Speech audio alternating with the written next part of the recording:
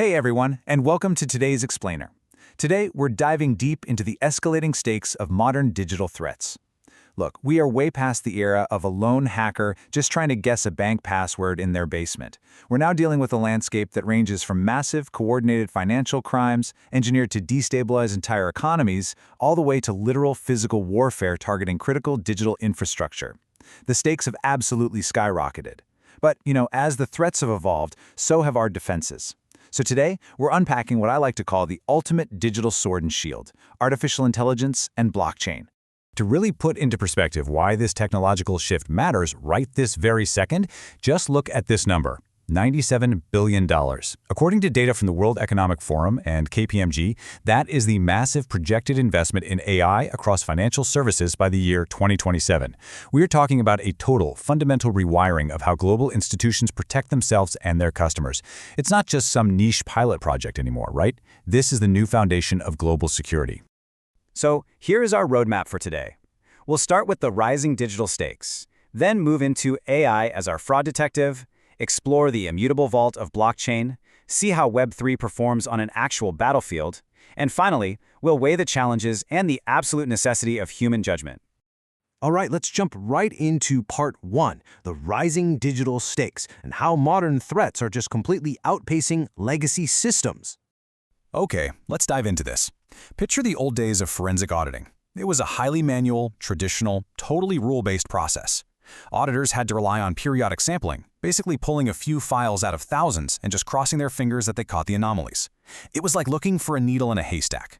But today's criminal networks, they generate unimaginable volumes of digital financial data. Traditional methods just literally cannot keep up. Now, compare that to the present: AI-driven predictive analytics. We've shifted from that manual, sample-based past to a highly automated, data-driven present that looks at everything all the time. It actively identifies hidden relationships that human eyes would simply miss. Which leads us perfectly into part two: AI, the fraud detective, and the world of proactive threat hunting. So, a recent KPMG report on machine learning and financial crime compliance highlights a really crucial shift happening right now. It's the transition from basic, rigid transaction monitoring to something called the Holistic Monitoring of Suspicious Activities, or MSA. Basically, AI isn't just looking at the dollar amount of a wire transfer anymore. It's analyzing customer behavior, network attributes, and broader context to flag potential illicit funds. It's seeing the whole board. To really grasp how this detective work happens behind the scenes, we got to demystify some of the jargon here. AI models generally fall into two camps for this stuff. First, we have supervised models, like decision trees. Now, these are trained on historical data to find known patterns. Basically, they know what fraud looked like yesterday, so they can catch it today. But as we know, criminals adapt. And that's where unsupervised models, like k-means clustering, come in. These models look at raw, unlabeled data to group anomalies and uncover emerging, unknown fraud typologies that we haven't even seen yet. They find the unknown unknowns. And when you inject these AI models across the entire banking customer lifecycle, they act as a net catching illicit funds at every single stage. And step one, sourcing and profiling. AI uses predictive analytics to score leads. Move to step two, onboarding, and it's automating heavy due diligence and sanction screening. By step three, risk assessment. The AI is continuously monitoring networks and firing off real-time alerts. It is a seamless end-to-end net. So if AI is the sword, what's the shield? That's part three. Blockchain, the immutable vault. Let's strip away all the crypto hype for a second. At its absolute core forensic value, blockchain is just a decentralized, cryptographically secured ledger.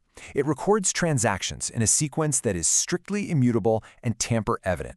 And what that means for an investigator is that once a financial record is locked into a block, there's no going back. It cannot be retroactively altered. It cannot be forged. It provides an absolutely incorruptible audit trail and a perfect chain of custody for digital evidence. And this brilliantly illustrates how we can take that static, immutable vault and make it active using smart contracts. These are self-executing lines of code embedded directly into the blockchain itself. Imagine a modern anti-money laundering framework where a smart contract automatically halts a transaction the exact millisecond it exceeds a preset risk threshold. This level of automation vastly improves our detection speed and practically minimizes human error in compliance. It's a total game changer. Now let's take these concepts out of the corporate boardroom and into part four, Web3 on the battlefield, looking at decentralized defense.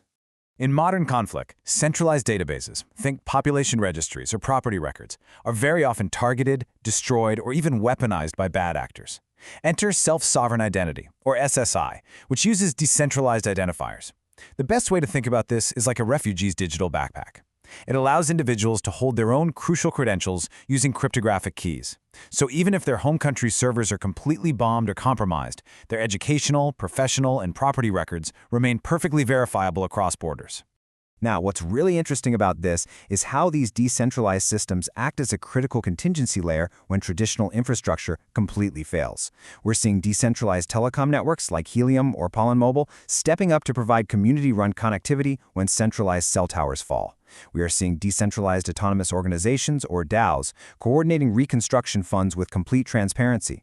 And we're seeing Oracle-driven smart contracts ensuring conditional aid delivery. That means funds are only released when multiple independent sources actually verify that the aid arrived safely on the ground. But of course, no tech is perfect. Let's move to Part 5, Challenges and Judgment, and talk about the real-world limitations of these tools.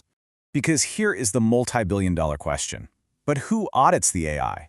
This brings us to the famous black box problem. Look, AI systems, especially deep learning networks, are incredibly good at producing accurate fraud predictions, but they are notoriously terrible at explaining their reasoning. If an AI flags a transaction, a human auditor has to be able to explain exactly why, in a legally defensible way to regulators or even in a courtroom. You can't just say, because the computer said so.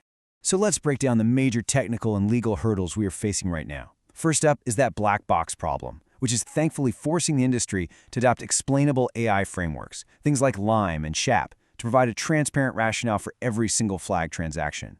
Second is algorithmic bias.